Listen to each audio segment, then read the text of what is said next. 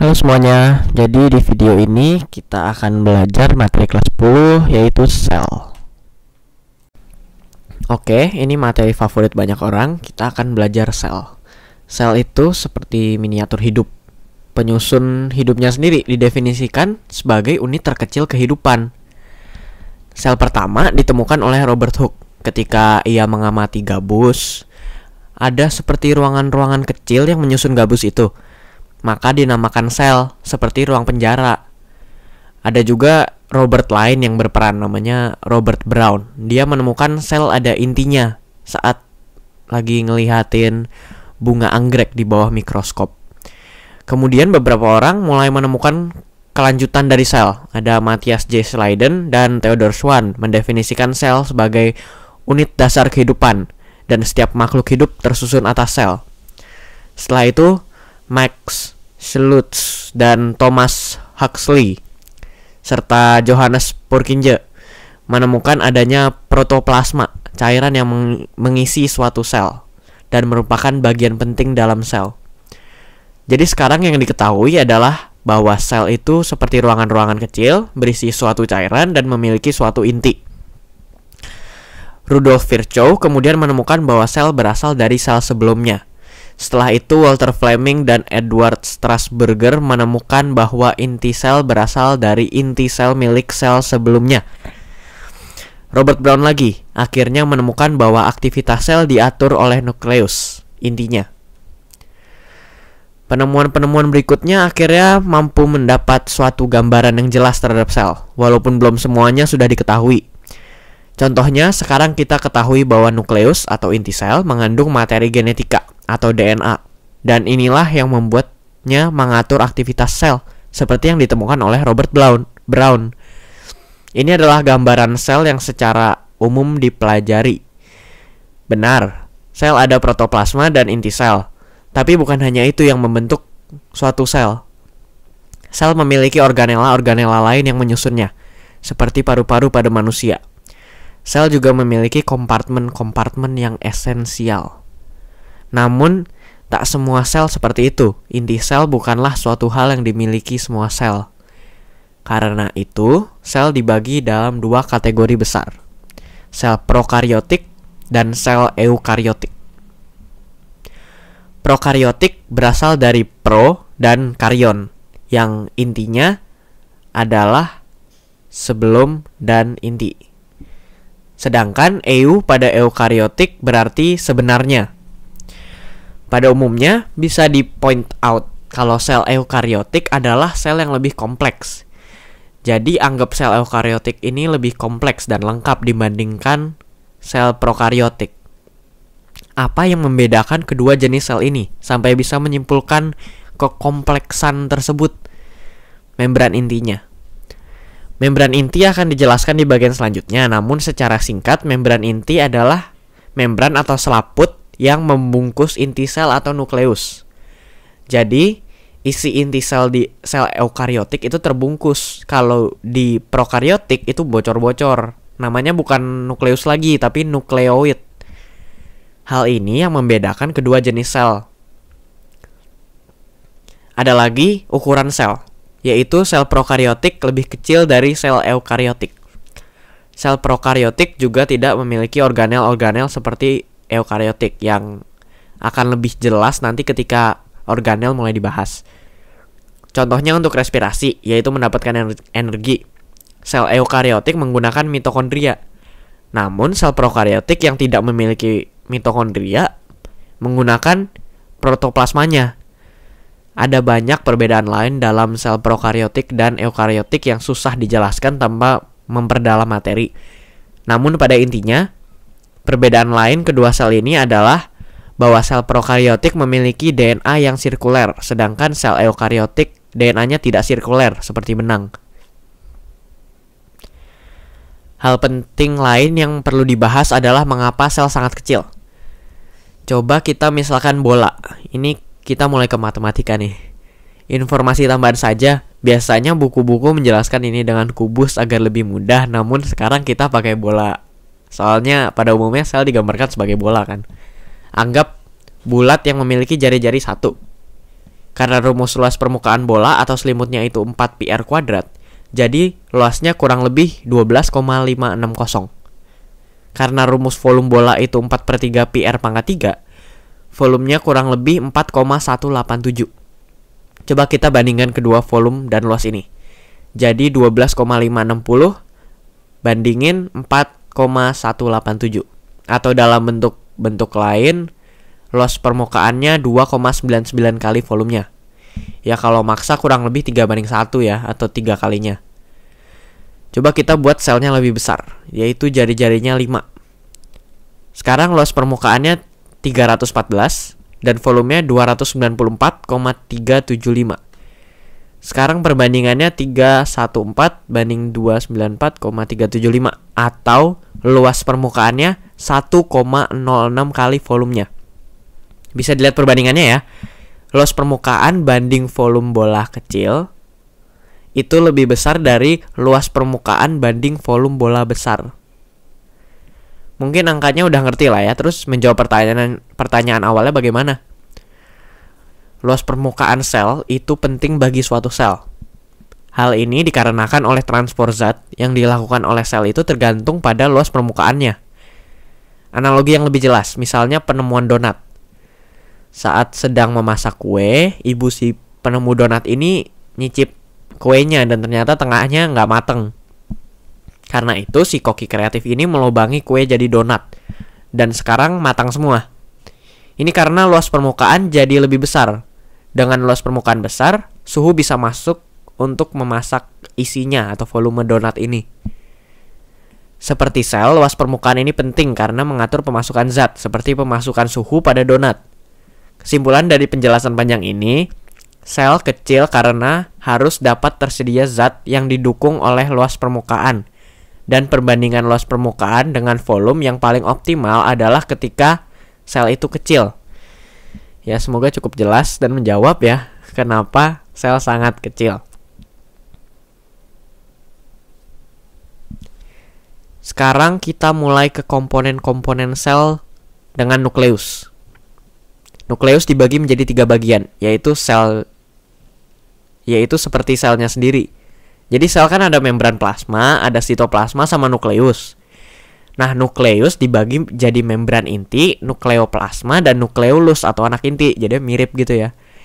Nukleus mengandung mayoritas materi genetika pada sel. Mayoritas karena ada yang di mitokondria dan kloroplas yang akan dibahas nanti. Ingat kalau nukleus ini masuk ke pembahasan sel eukariotik, bukan prokariotik. Dari membran inti, ini yang membedakan sel prokariot dengan eukariot, seperti yang udah dijelasin tadi. Membran inti menjaga agar materi genetika tetap terkonsentrasi dalam nukleus, nggak kayak sel prokariotik. Di membran inti ini ada yang namanya pore kompleks yang mengatur keluar masuknya protein dari RNA. Dan RNA maksudnya, maaf. Selain itu, membran ini juga merupakan double membran. Maksudnya ada 2 lapis fosfolipid bilayer. Di dalam nukleoplasma disimpan materi genetik dalam bentuk kromosom, yaitu benang kromatin yang terkondensasi, yang aslinya merupakan DNA. Terakhir, nukleolus, ia berperan dalam sintesis ribosom, yaitu dengan menggunakan rRNA atau ribosomal RNA.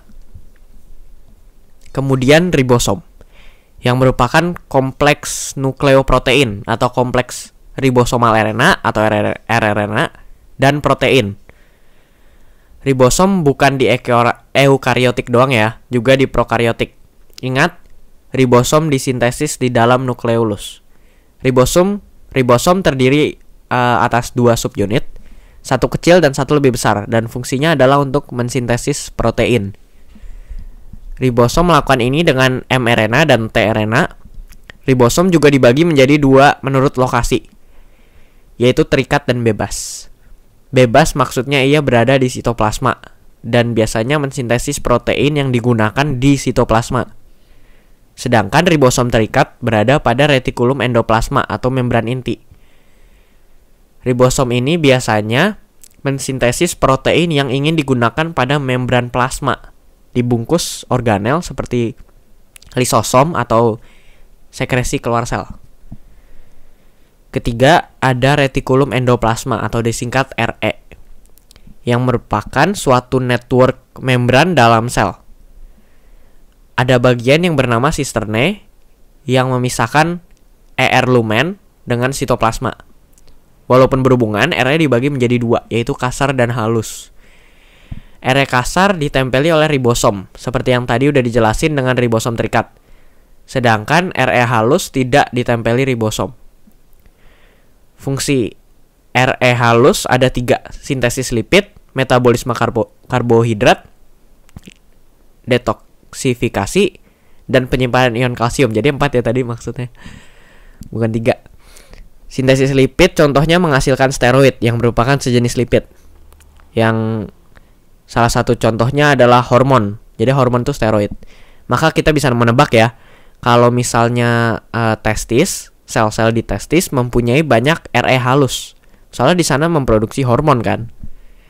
Terus kalau detoksifikasi dengan cara menambahkan gugus hidroksil, itu OH, agar lebih mudah larut dan dapat dikeluarkan lebih mudah. RE juga pakar dalam adaptasi. Ini membuktikan kenapa obat-obat misalnya untuk sedasi kurang efek kalau udah sering. Penyimpanan ion kalsium membuktikan kalau RE halus banyak di otot yang sangat perlu kalsium untuk kontraksi. Sel lain bukan sel otot juga bisa memanfaatkan fungsi penyimpanan ion kalsium RE ini untuk sekresi vesikel. Kalau yang RE kasar yang ditempelkan ribosom memodifikasi protein yang dihasilkan oleh ribosom terikat. Jadi bisa polipeptidanya dibentuk dan atau ditempelin karbohidrat secara kovalen, jadi glikoprotein. Kemudian protein sekretori ini akan dikasih ke RE khusus, namanya transitional RE, untuk dibungkus di transport vesicle. Transport vesicle nih anggap aja kayak gelembung gitu. RE juga membuat lipid, khususnya untuk membrannya sendiri, dan fosfolipid untuk membran sel. Setelah itu ada badan Golgi atau Golgi apparatus. Fungsinya adalah untuk sekresi protein. Itu menurut beberapa buku cetak. Buku cetak yang lengkap menjelaskan kalau badan Golgi menerima produk RE kasar tadi, yaitu protein dalam vesikel, dan ke badan Golgi untuk dimodifikasi, disimpan, dan diberi ke bagian sel yang lain. Jadi kalau tadi RE kasar itu pabrik, badan Golgi itu pusat distribusinya gitu. Tapi juga dimodifikasi. Badan Golgi bentuknya agak mirip sama RE, yaitu sisterne atau kantung membran yang dipenyet gitu. Nah, badan Golgi ini ada 2 sisi. Satu untuk menerima dan satu lagi untuk memberi. Yang menerima namanya cheese face dan yang memberi namanya transface. Bisa dilogikain ya. Kalau yang cheese face itu lebih dekat sama RE. Jadi yang cheese face kalau ada vesikel datang dari RE bisa nyatu sama badan Golginya. Kalau di transface, vesikel terbentuk dengan kayak mencubit membrannya jadi vesikel. Fungsi lainnya badan Golgi itu untuk memodifikasi protein. Jadi misalnya beberapa glikoprotein yang dihasilkan sama RE itu pas masuk badan Golgi dan bergerak dari cheese face ke transface, itu glikoproteinnya termodifikasi dengan banyak cara. Nggak cuma itu aja, badan Golgi juga ada fungsi yang sedikit beda, yaitu membentuk makromolekul. Contohnya badan Golgi di tumbuhan berperan dalam membuat pektin dan polisakarida non-selulosa lainnya. Badan Golgi itu kan kayak kantor pos gitu. Nah, kalau paket di kantor pos dikasih alamat, kan dikasih alamatnya kan? Kayak ada tulisan untuk siapa, kemana, dan lain-lain. Di transface, badan Golgi juga melakukan ini. Ada tag molekuler gitu seperti fosfat yang ditempelin ke produk Golgi dan dikirim. Lisosom itu basically vesicle isinya enzim hidrolitik. Jadi lisosom itu dihasilkan oleh badan Golgi ya. Lisosom bisa melakukan 2 hal, yaitu fagositosis dan autofag. Fagositosis itu makan hal lain, kesannya gitu. Jadi ada hal lain seperti bisa makanan atau virus atau bakteri yang masuk sel. Itu bisa dibungkus sama vakuola makanan gitu sambil masuk. Terus lisosom gabung sama vesikel ini, vakuola ini maksudnya. Lisosom kan isinya enzim hidrolitik. Jadi enzim hidrolitik ini bisa kayak ngerusak si makanannya ini. Terus kalau autofag itu 11-12 sama fagositosis. Bedanya yang dimakan itu organel sendiri. Jadi misalnya ada mitokondria rusak. Nah, mitokondria ini akan dibungkus sama membran kayak vesikel, tapi membran ini belum tahu asalnya dari mana, ilmuwan belum ketemu. Terus kayak di fagositosis, si lisosom gabung sama membrannya dan menghancurkan organel rusak agar zat-zat yang bisa didaur ulang. Ada juga yang bilang kalau lisosom itu berperan dalam apoptosis, yaitu programmed cell death atau bunuh diri sel. Tapi ada jurnal baru yang mengatakan kalau ternyata lisosom nggak berperan dalam apoptosis. Terus vakuola, dia kurang lebih kayak lisosom lah, vesikel tapi isinya macam-macam. Fungsinya beragam banget. Ada vakuola makanan kayak yang tadi udah dijelasin di lisosom, membantu fagositosis. Terus ada vakuola kontraktil, fungsinya mengeluarkan air berlebihan dari sel. Ada juga hidrolisis, fungsinya sama persis kayak lisosom. Vakuola juga menyimpan zat-zat, bisa menyimpan pigmen, protein, atau komponen organik lainnya. Ada juga yang nyimpan racun-racun. Vakuola juga kalau di tumbuhan itu bagian terbesar sel. Kadang lebih besar dari nukleus. Dia namanya central vacuole atau vakuola sentral. Dia menyimpan ion anorganik dan berperan dalam pertumbuhan sel. Organel yang tadi udah disebutin disebut sistem endomembran. Jadi itu kurang lebih kayak ere kasar, ribosomnya buat protein dan mengirim ke badan Golgi. Terus bisa jadi lisosom atau vakuola. Itu namanya sistem endomembran. Terus di luar sistem endomembran ada mitokondria. Dia berperan dalam respirasi sel. Dia pakai gula, glukosa, lemak, atau sumber lain untuk menghasilkan energi dalam bentuk ATP. Mitokondria itu punya materi genetika sendiri dan ribosom sendiri. Jadi ada teori kalau mitokondria itu kayak bakteri zaman purba yang dimakan sama sel tapi nggak dicerna. Jadi mitokondria. Ini namanya teori endosimbion, ini zaman dahulu kala. Mitokondria itu double membran. Jadi membran luar itu halus. Terus yang dalam tuh rada muter-muter gitu, membentuk kriste namanya. Yang memperbesar luas permukaan biar lebih banyak protein yang berperan dalam respirasi bisa nempel. Ini namanya ruang intermembran. Terus ada kloroplas. Kloroplas itu aslinya grup plastida yang terbentuk mirip-mirip kayak mitokondria, ada 2 membran. Bedanya plastida itu bentuknya cekung. Terus isinya macam-macam. Ada kloroplas menyimpan klorofil, ada kromoplas menyimpan pigmen warna non klorofil. Terus ada leukoplas, yaitu nggak nyimpan pigmen warna, mungkin bisa nyimpan lemak jadi lipidoplas, protein jadi proteoplas, atau gula jadi amiloplas. Kloroplas itu isinya begini. Ada tilakoid, ruang intermembran, stroma atau cairannya, terus ini granum. Seperti mitokondria, kloroplas punya DNA dan ribosom sendiri. Yaitu dia juga masuk ke teori endosimbion tadi yang makan makanan itu. Terus ada peroksisom. Dia berperan dalam mengeluarkan hidrogen dari molekul, kemudian ditempelin ke oksigen jadi hidrogen peroksida atau H2O2. Ini dengan enzim oksidase. Peroksisom bisa menghancurkan asam lemak jadi molekul lebih kecil dengan cara ini. Bisa menghancurkan alkohol juga. H2O2 ini sendiri itu toksik, tapi peroksisom bisa menghasilkan enzim katalase untuk menghancurkan hidrogen peroksida ini. Peroksisom yang lebih khusus ada namanya glioksisom. Dia ada di biji tanaman dan fungsinya mengubah asam lemak jadi gula. Terus itu sitoskeleton. Dia kayak kerangkanya sel gitu kan. Sito artinya sel, terus skeleton ya rangka. Fungsinya banyak dan bentuknya juga banyak. Yang penting semuanya itu berperan dalam mempertahankan bentuk sel. Ada mikrotubulus, bisa ditemukan di silia, flagella, pergerakan kromosom pada pembelahan sel, yaitu di sentriol, Kemudian pada pergerakan organel, ada mikrofilamen. Dia di pseudopodia atau kaki semu, perubahan bentuk sel seperti di kontraksi otot, pergerakan sitoplasma di sel tumbuhan, dan pembelahan dalam sel hewan. Terakhir ada filamen intermediate. Dia untuk tambatan nukleus dan organel lainnya. Kalau bentuknya begini, mikrotubulus itu kayak pipa. Dia polimer dari dua jenis tubulin. Mikrofilamen itu kayak benang muter-muter. Dia polimer dari satu jenis aktin. Kalau filamen intermediate itu cuma ada di sel hewan. Dia diameternya lebih gede dari mikrofilamen, tapi lebih kecil dari mikrotubulus, terbuat dari protein mirip keratin. Hampir terakhir, komponen ekstraseluler. Ada 3. Ada dinding sel, ada ECM atau extracellular matrix.